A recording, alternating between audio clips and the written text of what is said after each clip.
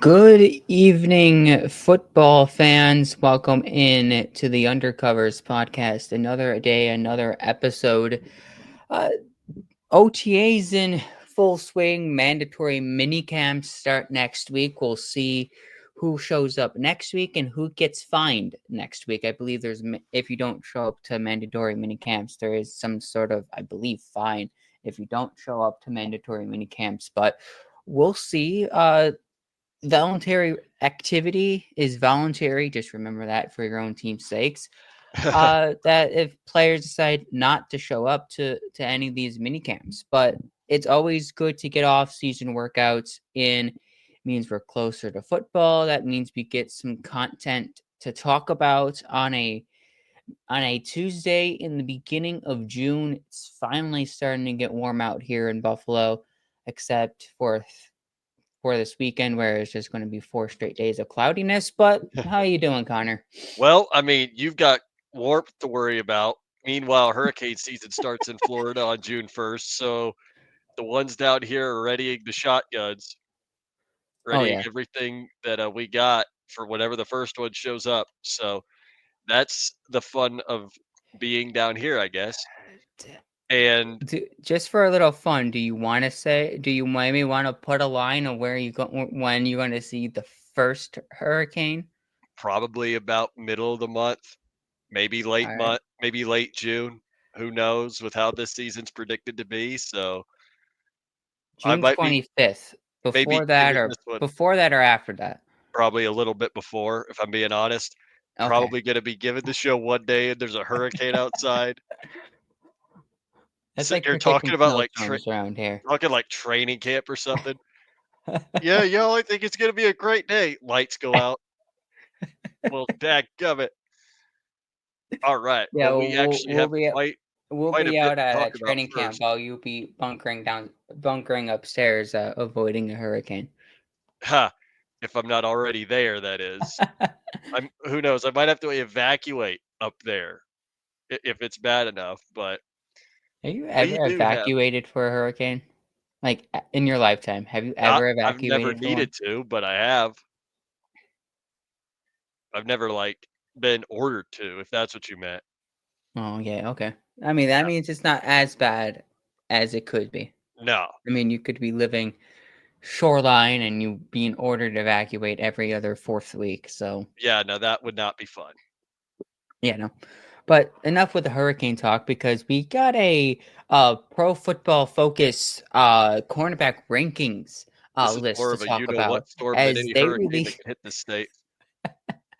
as as the PFF released their latest quarterback rankings, as I could pull it up right here, as they posted this about, I would say this morning, where Sauce Gardner, Pat Surtain, Trent McDuffie, Jalen Johnson, Derek Stingley Jr. all make the top five, and Christian Benford sitting at number 8. From a Bills perspective, do you think Christian Benford's ranked fairly, or do you think Christian Benford should be ranked higher among the few other people that are listed ahead of him? Those people are DJ Reed at 6, and Marlon Humphrey at 7. Well, first of all, I'm throwing a flag on this post holding on the defense. There's no way he's number 1. There's also no way Mr. I got burnt by Robbie Chosen for 70 odd yards is gonna be number 2 either, but that's just what I'm saying. I actually think it's a little bit fairer of a chance to give it to Trent McDuffie or even I mean, I would definitely say Derek Stingley Jr. has a good shot at being number 1 because I definitely Mhm. well, that's not saying Trent McDuffie shouldn't be. I actually think Trent McDuffie's got a better shot at 1 than both of the 2 above him, Mr. Hold Merchant and Mr. Burnt by Robbie Chosen in a game where they gave up 70. So, but regarding Christian Bedford, yeah, the disrespect has to stop at some point, right? Like what's it going to take? I mean, I would definitely say Christian Bedford is better than the guy above him and the second guy above him for sure. Like DJ Reed is really good though, don't get me wrong, and I think with Mhm. the Lions he's just going to be even better. I think he'll actually be higher on a cornerback ranking list at the end of this coming season after a full one with the Lions. Right. Marlon Humphrey, I mean, he'll be top 10, sure, but he ain't gonna be better than Christian Benford. Like, no way. Like, the disrespect for Christian Benford has got to stop at some point because this is just getting ridiculous. Right. I mean, Christian Benford, honestly, he probably has an argument to be in the top 5. I mean, I would make a strong argument that he should probably be a top. I mean, he to me he is a should be a. Well, I should stop saying should. He is a top 5 corner in But this we all league. I know mean, this. you look at his stats over the last, like, I don't know, year and a half. He ranks almost either first, second, or maybe in the top 3 in almost every cornerback statistic in the league. And Ray, who is he always in the running with in those statistics, either ahead or under, is Derek Stingley Jr. I mean, those are Mhm. the two guys you hear consistently in the top 3 of like every major cornerback statistic. Whether it's a man zone, coverage, anywhere, any coverage stat you would think about. Christian Benford doesn't really allow many yards against him. He doesn't allow much separation. He's a very lockdown corner. And for him, I honestly think at 8 is kind of low because look, Derek Stingley is at 5. I mean, DJ Reed and Marlon Humphrey, they're both great, incredible corners. But I feel like Christian Benford right now, according to PFF and maybe some of the national media attention, is kind of underrating Christian Benford's talent. Honestly, cool. If you want to underrate Christian Benford, that means he's going to work harder, he's going to work he's going to work faster, and What do he's you mean going to he's work gonna work better. fatter? Hold up. Hold up now. What do you mean by that? What I said, he says he's going to work better. You said you almost said fatter. Like, before you No, I said corrected it, faster and better. I But know, but the way you said it sounded like you were about to say fatter, and maybe I that's what said made it me too laugh. fast. That's Said what it it too sounded fast, like. but Christian Made it Benford's going funny. to work faster. He's going to work better. Look. I mean, Sauce Gardner. I mean, he's a one of one corner, but yes, he gets a lot of his coverage skills from holding. A Pat one of one Sertan, corner and what? Defensive holding? Because that's what he's a one of one right? corner at. Pat Sertan, I mean, he other than getting burnt by Mac Hollins and Curtis Samuel in the same ball game in the AFC wild card round. I Oh mean, Lord. overall, he's a great corner. I think Pat Sertan, Trent McDuffie, Derek Stingley Jr., and Christian Benford at this point are probably your top 4 corners in this league, and it probably goes Gardner, Reed, and Humphrey. Honestly, that's probably kind of like in the area of my top 5, top 6. But other corners that make this list in the top 15, Christian Gonzalez, That's a good one. another elite corner in the Bills division. I mean, you even go look at after one year is Cooper DeJean is in the top 15 from the Eagles. So I mean Wild. that's I mean, he had an incredible season last year with the Eagles, but I mean, after one year, P- PFF thinks he's a top 15 corner. I mean, that could It's either still be good or PFF. bad for him. Yeah, it's PFF. You know how we could also know that it's PFF and that we should take this only as seriously as you could throw? Look on further down the list. You're trying to tell me that that Jalen Ramsey, Quinyon Mitchell, and Carlton Davis and Tariq Woolen are better than Taron Johnson? Are we for real right now? Are you for real? Are you serious? hmm I I can mean, it handle definitely tells you that the corner position, that the nickel corner position is a very underrated position. I can handle Darius Slay being ranked that low, okay? Because not better than Taron Johnson. The Joey Porter Jr. disrespect has got to stop at some point too. But let's be completely honest. Taron Johnson being rated lower than Tariq Woolen is sending me right now. Like, what are you doing? But I could go into a whole nother thing on that because obviously, as we know, hmm Taron is a nickel quarterback and he's not going Yeah. to get the same type of, you know, it's not going to be the same looking at him hmm compared to looking at a guy like Christian Benford, who Right. is more of your traditional quarterback. But hmm still, the disrespect. for Taron being one of the best nickel corners in the game is just mind blowing. Yeah, I And you're think gonna sit I there and put agree him with that that. And I low. mean, 20 is a bit low for, you could probably say, for a guy like Taron Johnson, who's honestly is probably on the field more often than some of these other nickel corners in this Mhm. league because of how much in nickel the Bills play. That's just really explains it for yourself. I mean, you look at, like Reek Willen. I mean, Reek Willen is ranked 19th, so he's not ranked much higher than Taron Johnson. But I mean, you probably look at both of the team's snap counts in nickel. I would assume the Bills would be playing more nickel than the Seattle Seahawks in this scenario. I mean, I personally don't know that based off facts, so don't take my word on that. But I mean that by how much nickel the Bills do play, it feels like Taron Johnson should get some more recognition for the talents that he brings as a nickel corner. Well, I mean, Bills having two corners inside the top 20 in a cornerback rankings shows you how kind of solidified or almost close to solidified their cornerback Mhm. room is. You have Taron Johnson at nickel, you have Christian Benford as your one.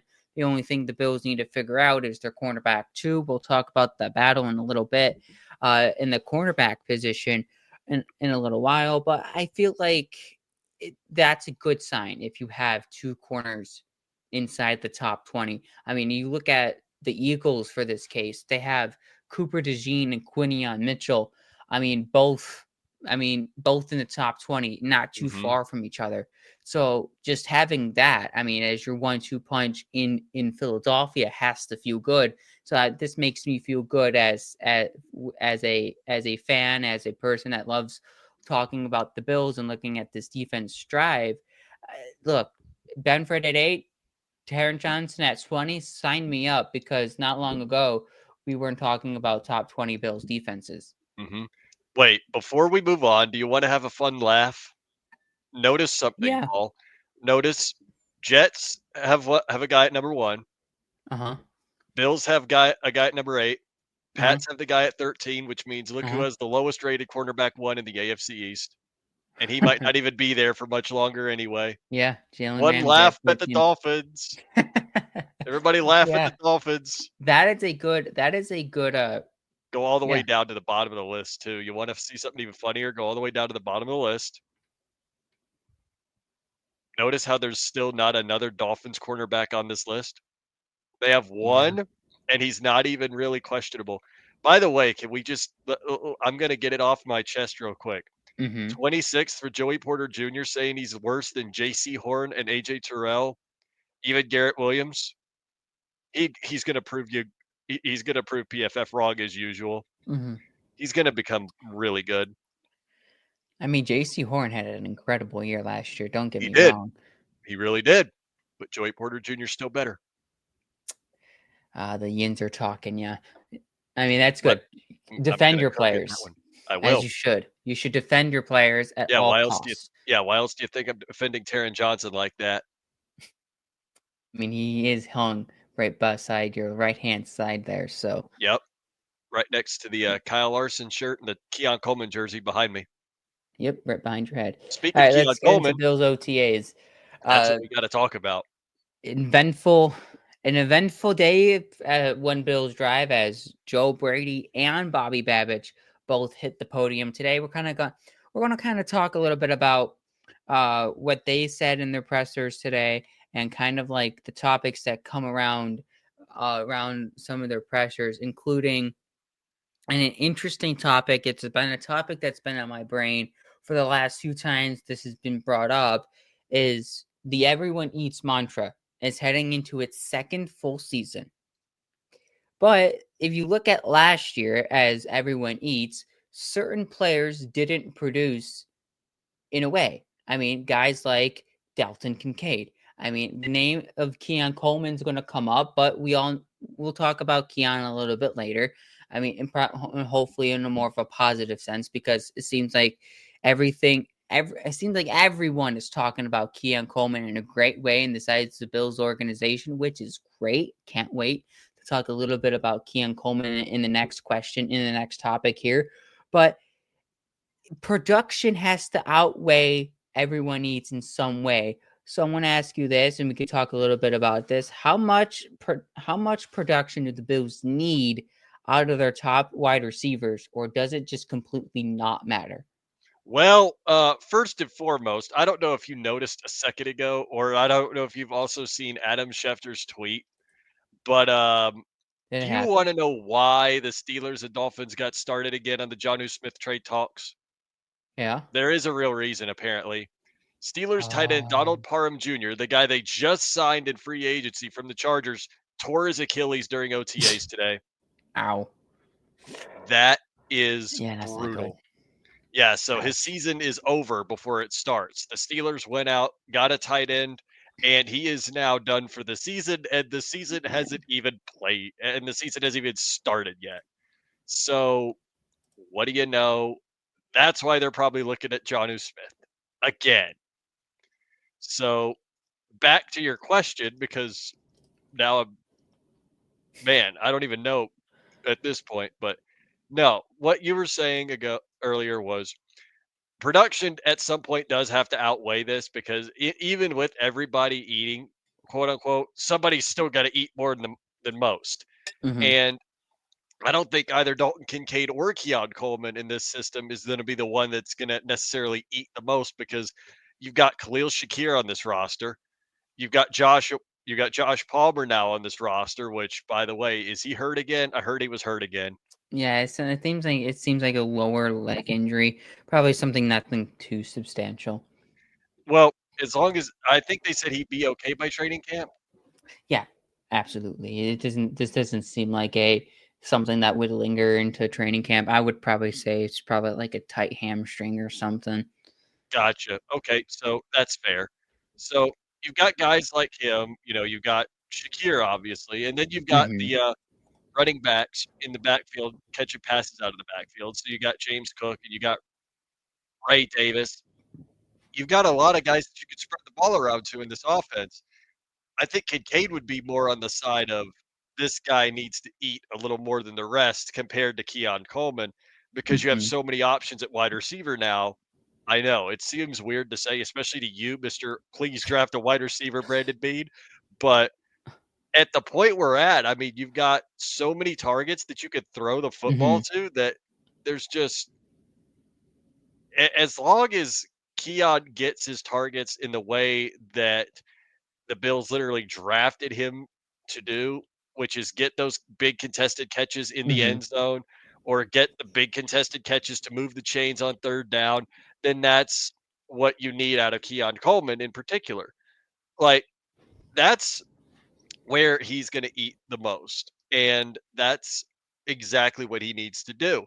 I mean, he's going to have a big year too. I mean, there's no doubt about it. He's motivated. Have you seen the photos? He has gained a lot of muscle.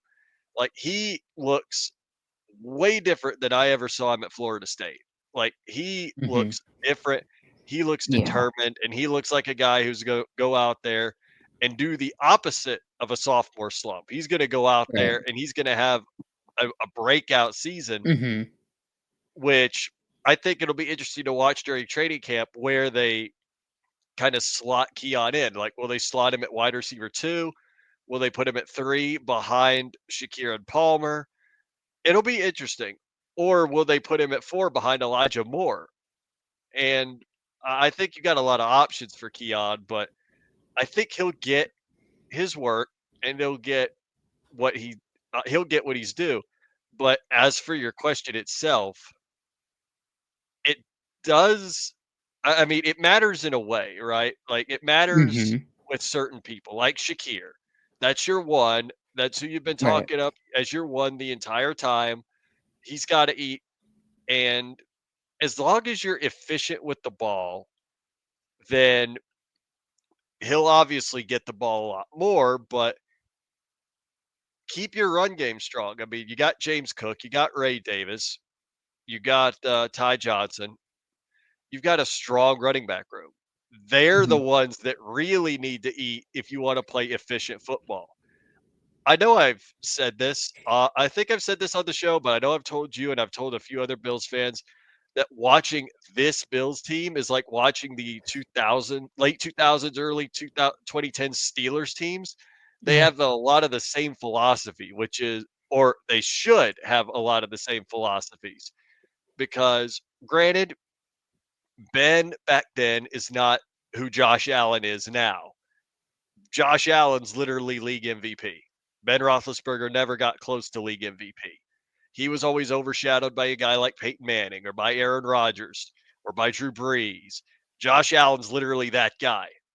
Like, let's be for real here. Out of the running back room, the Bills have a better situation there too than the Steelers back then ever did. Rashard Mendenhall is the name that not only makes me want to vomit, but is a name that was recognized but isn't as notable then as someone like James Cook is now. Mhm. And like how Ray Davis even is starting to become. Wide receiver, now there's a little bit of a difference because everybody knew who Hines Ward was, but that's because he beat the tar out of any cornerback he faced because he was a big dude. Shakir can't do that. But Shakir can catch pretty much anything thrown his way. Pretty much. And that's the big difference. You know, quarterback, wide receiver, those are the ones that need to be on time with each other. But when you think about it, the Steelers won those games back then. Well, for one, because they never had to face their boogeyman in the Patriots. The Bills will probably win one if they don't have to face the Chiefs in the playoffs. But as it comes down to it, keep the running game dominant because you got a better one than the team you're trying not to emulate, but you're emulating without really doing it. You have a better Mhm. running game than they ever did. You have arguably a better wide receiver room all the way down the list than the Steelers ever did back then. They had Ward, they had Holmes. They didn't get rookie AB until much, much later. This team can eat, keep the run game dominant, and for God's sakes, don't be afraid to let Josh Allen use them legs. Yeah. Period. Like you can't limit him on his running because that's part of what makes him a great quarterback. Because he's bigger than Prime Ben was. Prime Ben had an accurate arm though, way more accurate than Josh Allen, but he didn't have legs. Josh Allen has legs, and that's arguably much, much better in this day and age. Like you've seen how Allen looks, you've seen how Lamar Jackson looks, you've seen how even a guy like Kyler Murray looks. A mobile quarterback in this day is the best quarterback. It's not like the old days when I was originally watching football where the pocket passer was the elite quarterback. Mhm. So all I'm saying is that everybody eats is a good mentality, but at some point or other, you have to focus on efficient football. And Yeah. efficient football starts at the ground game. I want to say this. I think I've been thinking about this over the last few days. It's been a topic of interest for me. Is this how this everyone eats is just going to continue to go? Because I go back to the AFC Championship game where I'm looking at the Bills roster in general. It's you have Shakir, you had Coleman, you had Kincaid, you had everyone else on that roster. Let me pull up the Bills versus Chiefs in that game because it's honestly surprises you of how it surprises me that how in the world does a guy like how does a guy in the world of the guys like Mac Hollins has 73 receiving yards and one touchdown, but a guy like Khalil Shakir could only get only 46 yards. And yes, he had the most catches amongst all Bills receivers. It just that's just not enough. I need I need a guy that can go out there and get me 6 catches, 175 yards in the biggest game of the year. I mean, you go back to the weekend prior to that, when the Ravens came to town. Blech, The best receiver, yes, it was Khalil Shakir, as but it should be. he had 6 receptions for 67 yards. No other wide receiver came close to him.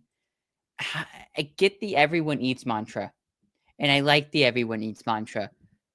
But when I'm looking at the Bills roster right now, people are talking about the impact of Elijah Moore. Right now, I'm putting Elijah Moore in the category of he's probably the closest Mac Hollins replacement because of the dollar and the term you signed him to. Hmm. I want to look at guys like Elijah Moore as my. A lot of people say don't in an everyone eats not in everyone eats category as the Bills do. Don't roster your receivers as 1, 2, and 3, and 4, and 5. But that's how your roster works. That's how you know who to give the ball to in a good in the periods of times where you need to find your wide receivers. Is Shakir, Coleman, Palmer are probably your top 3 wide receivers, and I need them to produce more than the bottom 2 wide receivers of Samuel and Elijah Moore. And if Elijah Moore somehow averages or gets more yards in the season or more yards in a way more games than a guy like a Joshua Palmer or even outproducing a guy like Keon Coleman, there's going to be questions. Questions on Keon Coleman, questions on maybe the scheme and the offensive fits of our scouting department of why aren't a guy like a Joshua Palmer or Keon Coleman fitting into Bill's offense that should be molding together. You have to have guys on the roster that can outproduce the others. Mhm. And it could still work, and it could still work in everyone eats offense. I, it feels like it's a mind game at sometimes where the mentality is yes, we have 5 great wide receivers and they can all produce and be special in their own way. But I don't want 5 of the same wide receivers that can all do the same thing and Yep. can't separate from each other. And I Yep. think that's where the issue is, where the issue can be in an everyone eats offense, where you kind of got 5 of the same receiver, Mhm.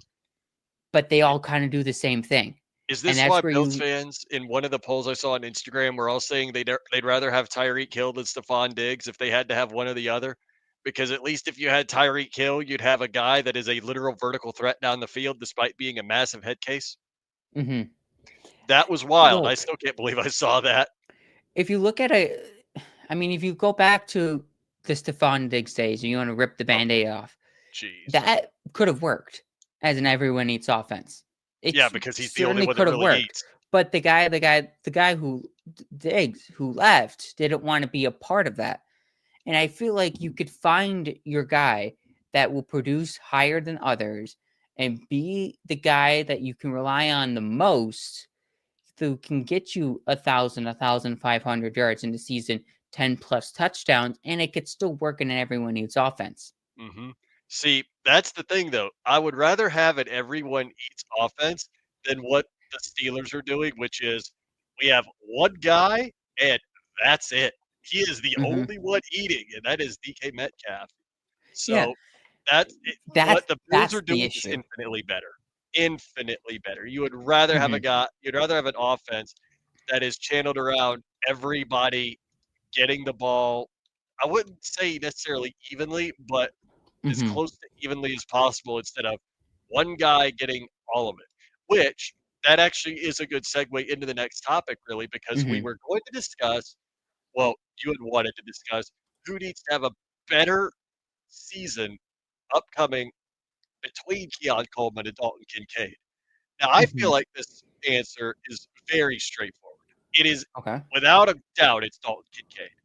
Okay. And the reason I say that is because Keon has one big gimme, and it's the injury that he had last season. Hmm. But you already know he's going to be so much better now with a year two in Joe Brady's game plan. He's going to just be so much better of a player now that he's got a year of the NFL under his belt. Dalton Yep. Kincaid is the question mark. And I don't mean to say question mark as it's something Ben would be excited about, like we're about to cut this guy. No, no, no, no, no. I think Mhm. that what Kincaid has to do at this point is he's got to improve, but he's got to be consistent because do you not find it almost laughably ironic that the way the Bills lose the AFC Championship game to the Chiefs is the exact same way the Ravens lost to the Bills in the divisional round with the tight Yeah. end dropping the critical pass that Mhm. would have won them the game? That's what you gotta work on, and it's not to say that Kincaid's gotta solely work at his hands. That was all in all a very bad combination of play, of throw, and of read. Like, if Josh stays on that read, we've talked about this forever. If Josh stays, looking on the read, he's got Shakir wide open to his left, but he doesn't see him because the coverage fails, and he has to try to hit Kincaid in an impossible spot.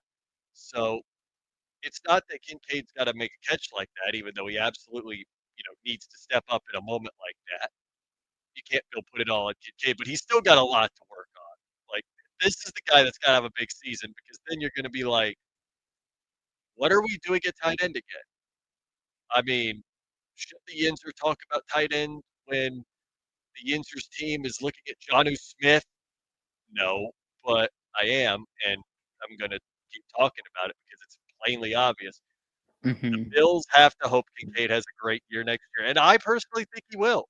I think that Kincaid is a really, really good Yeah. tight end. I think he gets a lot of undeserved flack for what happened in the playoffs.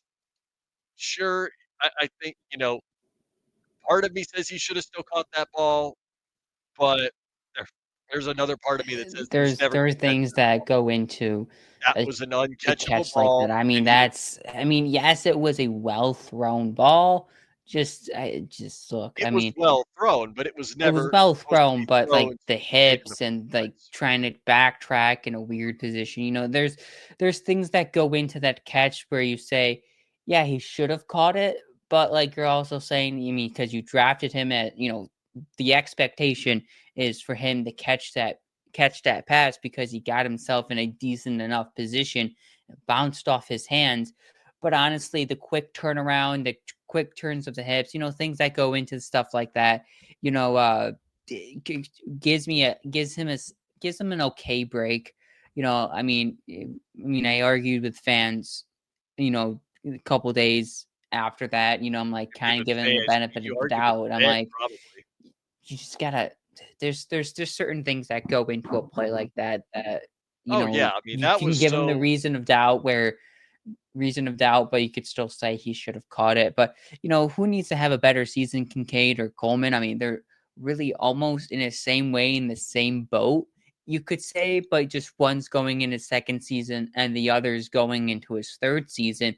Because if you look at both Kincaid and Keon, they both had great starts, right? mhm, Coleman had a great start to his rookie season. Dalton Kincaid had an amazing rookie season.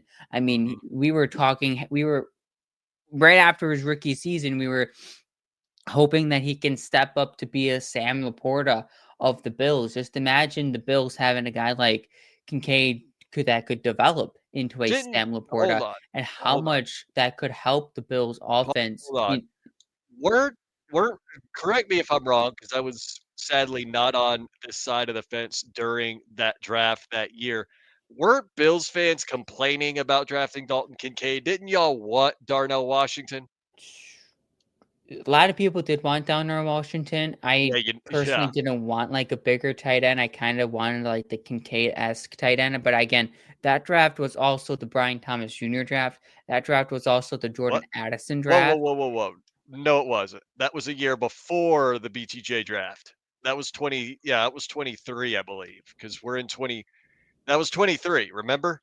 Because I thought that that was the was the year Brian Thomas that was draft. the last of the crack years, Paul. Remember when I was sitting there on the orange and teal yelling that they need to draft Darnell Washington and they didn't, and they drafted Cam Smith, who is now about Okay. to be thrown into a position he is not ready for, which not nothing against Cam Smith. It's that organization doesn't know Sorry, what it they're was the doing. Zay Flowers draft. Yeah, it was Zay See? Flowers, Jordan Addison, It was the Zay Flowers, Jordan Addison draft because Jackson Smith and Njigba went 20. Those were the three players that Bills three wide receivers that Bills fans were interested in getting, and then Sam Laporta and Michael Mayer both went 34 to 35 respectfully in the second round. You look at the Bills traded up for a guy like Dalton Kincaid, and two picks before that, Jordan Addison goes off the board, Oh, I and was, the Bills. I mean, you're looking at if you're looking at this draft. I mean, yeah, that would be the draft. That would have been that draft where uh that would have been that draft where you would say that was a must trade up draft for a wide receiver, and the Bills didn't, and they missed out on Jordan Addison and possibly Zay Flowers. Zay Flowers, who's one of the better separators in the NFL, and now he's sitting in Baltimore. So if it's you're okay. looking at He's on a team with a quarterback who can't really throw the ball and would rather run, so So, we're okay. if you're You're telling okay me there. who needs to have the better season, I think if there is a right answer to this question, it's probably Dalton Kincaid It because of you're the expectations of him after his really good rookie season where he mhm. produced really well and he was able to create and find separation using his body. Using your body in that first season was one of the reasons why he was able to get open. And then in the second season, he just got injured and he couldn't really use his body in the right way to get open and couldn't find that separation. And Way. he was getting locked up in the You middle know of the what? field. Hold on, Paul. You know what? There actually is no right answer between these 2, but I I don't think there actually is a right think answer, but if there was, it no, probably would have been Kincaid. But if you there want to flip it is to the a right, right answer, but it's neither of those 2. right? You know who on this offense should arguably be in this position? Who? There's 2 of them that popped to my mind immediately. One of them is James Cook. Okay. Like, you know how the fans base is already like, "Oh, man, we gotta get rid of this guy, like, right now. I mean, he's bad, or he's wanting too much money. We gotta cut him loose." You see where I'm kinda going with this, though. I Like see it, but I also I also kind of don't in a way. Let me put it this way: for a guy like a James Cook, in a contract year, who needs to have? I mean, he had back to back 1,000 yard seasons. I don't think he needs to prove much more. The only thing he really needs to prove can he improve his pass blocking game and mhm, be on the field for more than 55% of the that's snaps. If that's exactly going to it. be the case and you're going to have another 1,000+ yard season, I'm going to give you the money. If not, you're going to get less money than what you're asking for. But who was the second guy? The second guy is actually one that you literally signed in free agency. I know it's kind of interesting to say it like that because you just signed a guy, so you don't really know what you're going to get out of said guy, but it's Elijah Moore. Look at how often he's Mm-hmm. bounced between teams. Like, look, he was with Mm-hmm. Cleveland for a while and was just never able to get, his footing. And he's finally on a team with a competent offense and a Okay. competent quarterback. If this is not the season that Elijah Moore breaks out and has a year, there is no more hope for this guy. None. Yeah, So, out of I get both the that. players that really need to have those kinds of stellar seasons, it would realistically be Elijah Moore, then Yeah, I James think I Cook. could put that. We could put him in there. Yeah, But it's I wouldn't still, put James Cook in that category. I mean, personally, maybe some fans might, but I feel like we know what James Cook is. He's going into, I think, his fifth season, so we kind of already know what James Cook is. It's just what does the value value we want to give him, does it match the value on the field? mhm. Because I mean, Well, the thing about it is too, this James Cook discussion is always is always fun to bring up and talk it about is. because He's gonna price himself out of town if he has an incredible right. season. That's one thing you also have to be wary of. Like, if you are going on the assumption that this is James Cook's final season in Buffalo because if he has a great season, Buffalo can't afford to pay him, then this is that season where you look at it, you just go, "Okay, then we gotta get this guy a ring before he leaves." Because I don't think it's a if he's the don't think it's centerpiece. I don't think the Bills can't afford to pay him. I think we No, if he have prices if he right, if he has a obviously, if he stellar goes season. over, like, the 17 and he's Oh, asking sorry, yeah, he's no, asking for 20. So, I mean, he goes if he's going over 20, then no, I mean, you're pricing yourself out of Buffalo. But, I mean, if you're gonna ask for, I don't know, let's say, you come down and you say you want after this season, you're like, "Okay, could we settle on 18?" I had a I mean, I played 71% of the snaps. I had 1,200 yards on the ground, and I had 14 touchdowns. Yes, I think I give you 17 or 18 that you're asking for. I think we could settle there. But say you had 68% of the snaps and you had 1,000, say a thousand, just 1,000 the nose, and then 15 touchdowns. I mean, yeah, 15 touchdowns, still a lot of touchdowns. mhm. But you're also playing less percent of the snaps. Oh, yeah, no, Then, then you're not then coming no, back. you're not I getting if he you're wants not more money, getting the then you're money not you're coming asking back. for. No way, exactly. The point is James Cook has to have a fantastic season if he's going to even see, that's actually a double-edged sword. If he has a Hmm. fantastic season, like a really, really fantastic season, and he improves in the areas that the Bills need him to improve, Hmm. then yeah, he probably did price himself out of Buffalo on his own accord. But if Right. he doesn't have a good season, then you can either re-sign him for like next to nothing, or at Hmm. that point you get rid of him because you literally just can't do it anymore. You can't put up with him because Ty Johnson and Ray Davis are both better at their role than you. Right. So True. this is the one year that if anybody's got something to prove, it's James Cook. Go out there and either prove you're worthy of another contract, or go out there and prove that you aren't. It's as simple as that. It's basically the Hmm. Le'Veon Bell situation, except James Cook is like a third of the diva that Bell was, because Bell literally priced himself. Not only did he basically price himself out of a role in Pittsburgh, but he made himself such a head case that not even the Jets wanted to pay him exactly what he Yeah. wanted. And it didn't work out. It never works out for running backs like that. The Right. exception is Saquon, and that's because Saquon Barkley went to a freaking powerhouse team from Hmm. garbage.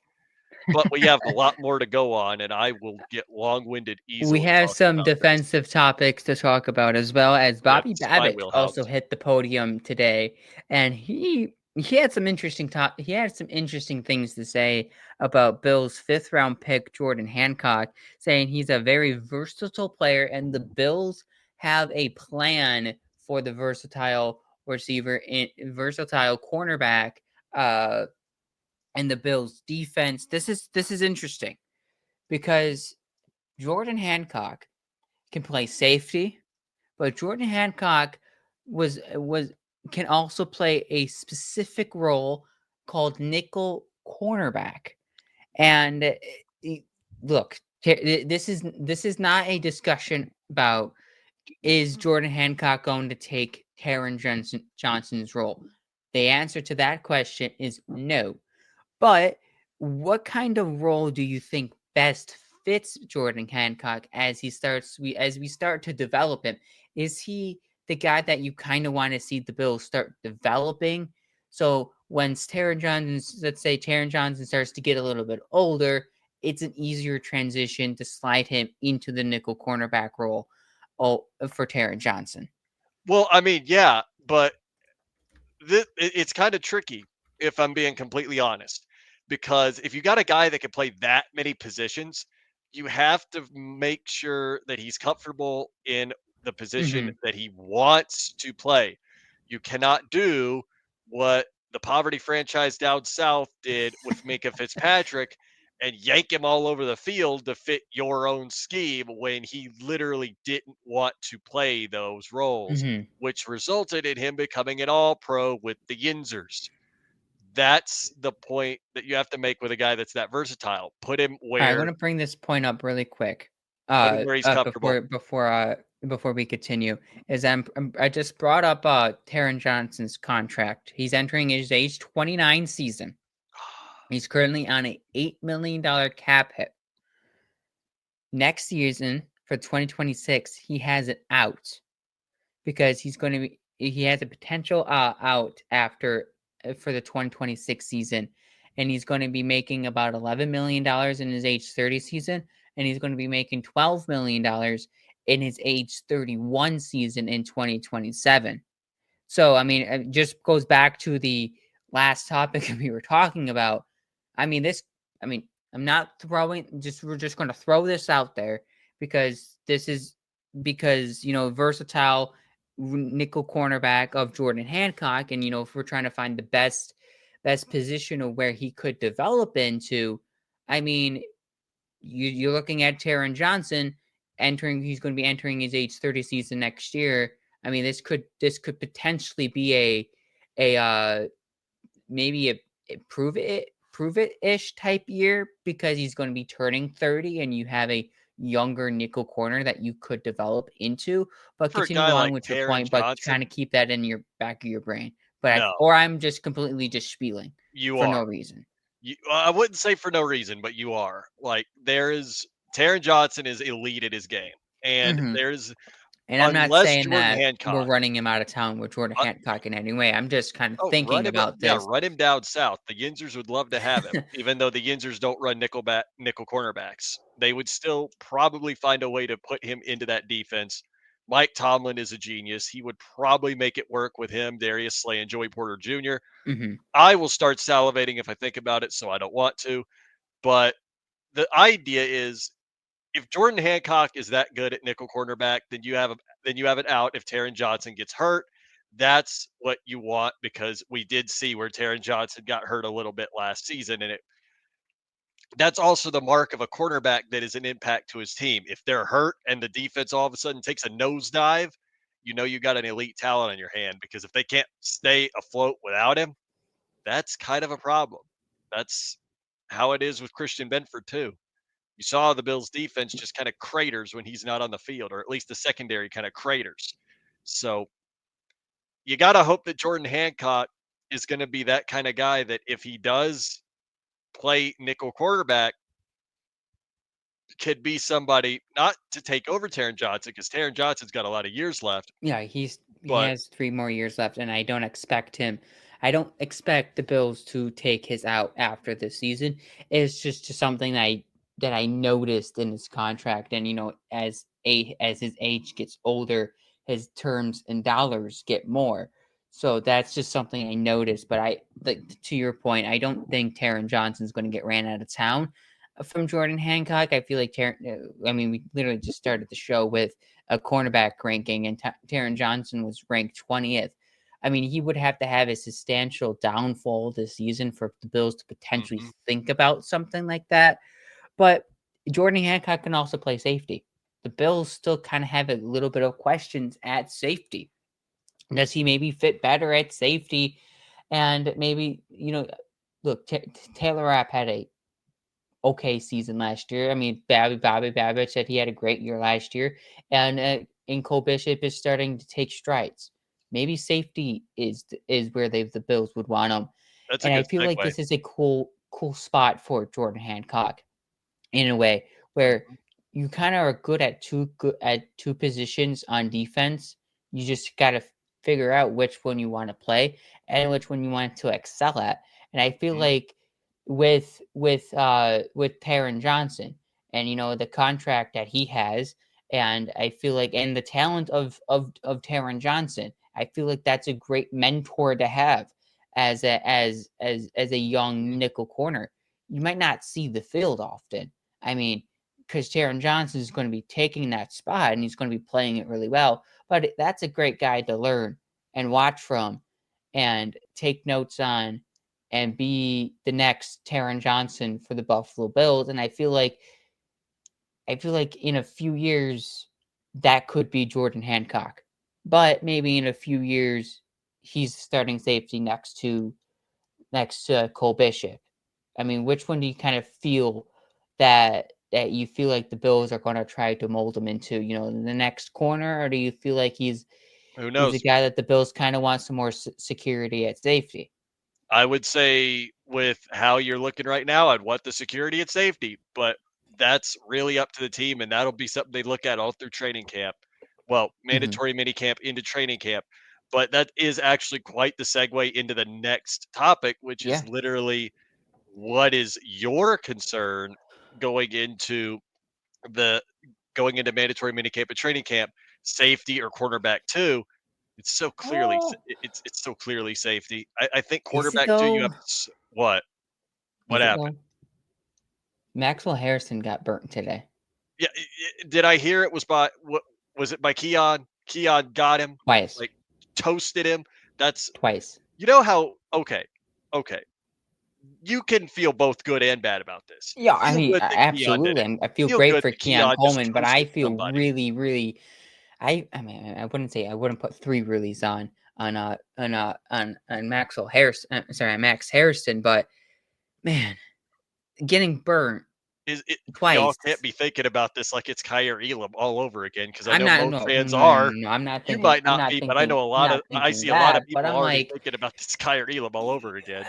It's not already the burned. discussion is Dorian Strong or or Max Harrison. I feel like that's the discussion, If you're having that and discussion, then at least you drafted somebody right. a round one safety over a round five safety.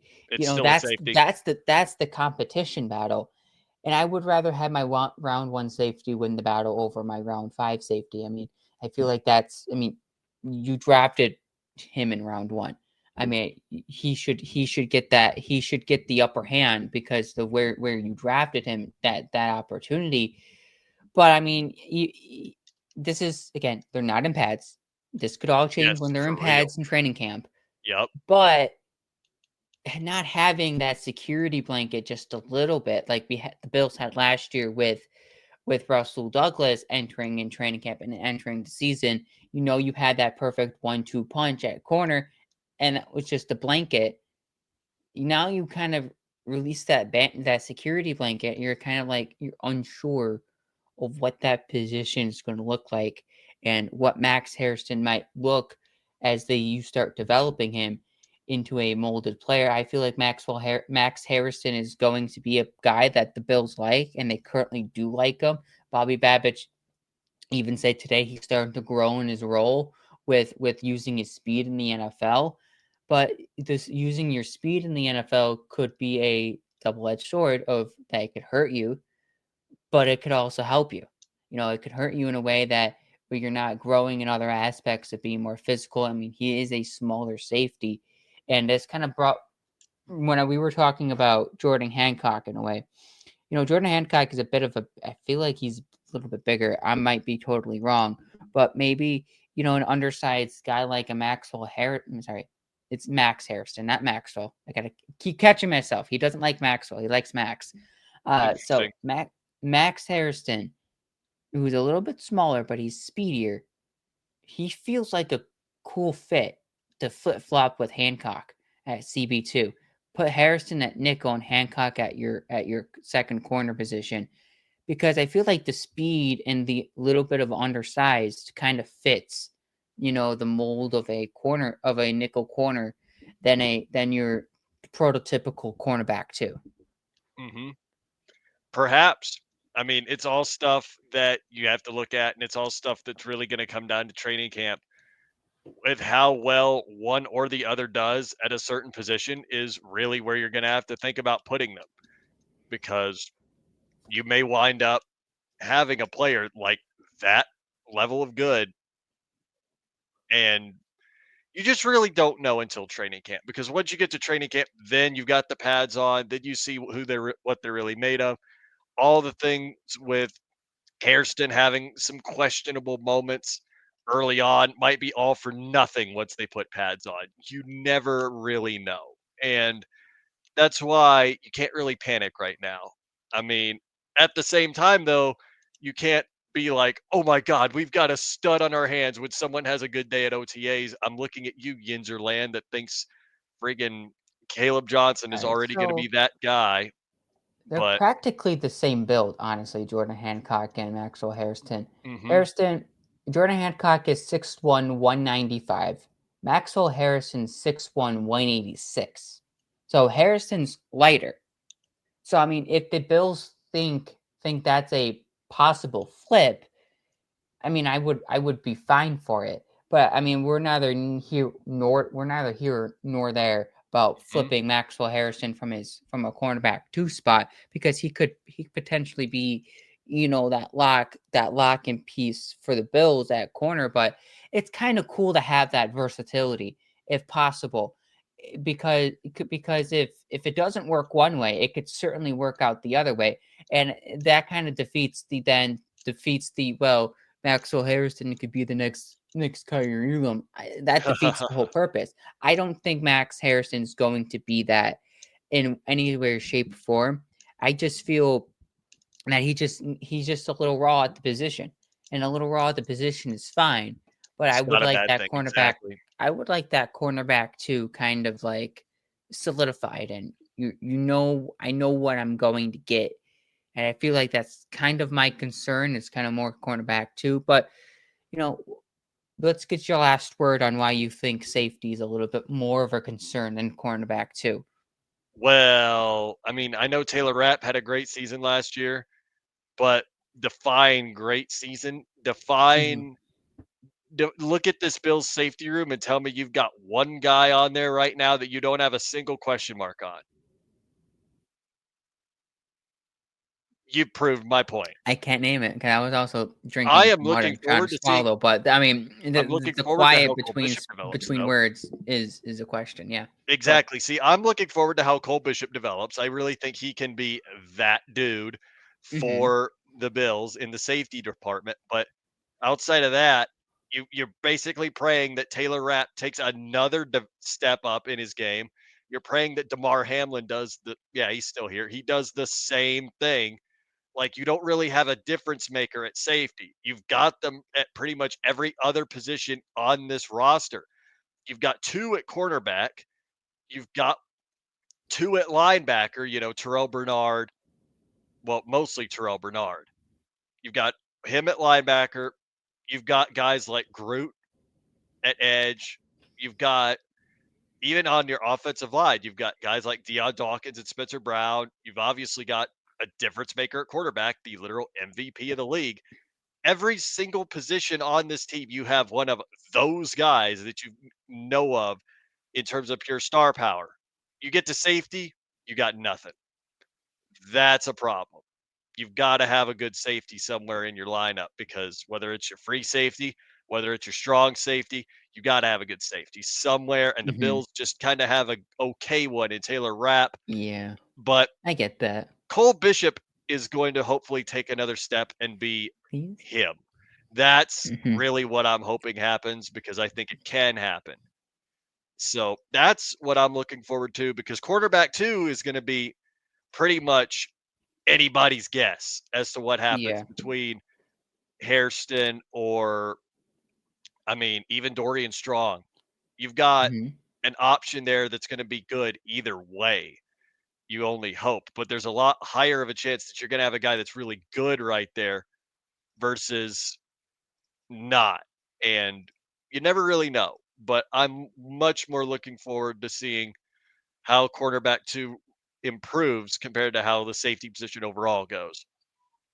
So that's my last take on that, hmm because that's And I pretty get much the that. last take that we have Yeah, time for, I yeah, believe. right. Yeah, that's. I mean, we're right up against the hour mark here, but I get that. I think that safety was a concern entering training camp last year, and it's kind of a question entering this season. Mhm. This training camp season is, what does Cole Bishop look like in year two, and can Taylor Rapp, uh, continue being Taylor Rapp in his second season in Buffalo, or is it this his third season? It might be his third season, Probably right? third, I believe. Yeah, I think can he still be? Because I think he was a backup for a year behind Micah and J-Po, and then he took the starting role last year. So yeah, Mhm. so I think this is yeah. So he's entering his third season, and can he be that consistent safety guy that the Bills can rely on in year number two, in year number three? Next week will be mandatory mini camps. Who shows? Does the biggest question would be, does James Cook show up to mandatory minicamp? Because that's going to be the biggest story if he doesn't show up to mandatory minicamp. Oh, We'll yeah. have that covered for you on that. Does he show? What does it mean that he shows up? What does it mean that he doesn't show up? Are they closer or further apart in contract talks? Dalton Kincaid probably be a topic of discussion again, once again next week. Does he get bigger, stronger? How does he look like? Because obviously mandatory. I mean, OTAs are voluntary. They're not doing a lot in Mhm. OTAs. They're kind of just doing some conditioning and random and some drills. Next week we start seeing probably a little bit more 11 on 11s and kind of play formations Mhm. and things like that. We'll definitely see more. More of the Oh, yeah. football stuff Oh, for as sure. we gear up towards training camp. But follow both of us, me and Connor, on our social on our Twitters, and follow the show also on Twitter. We'll get you caught up on everything OTAs and mandatory minicamp entering next week. Until next week, so long and go Bills. Go Bills.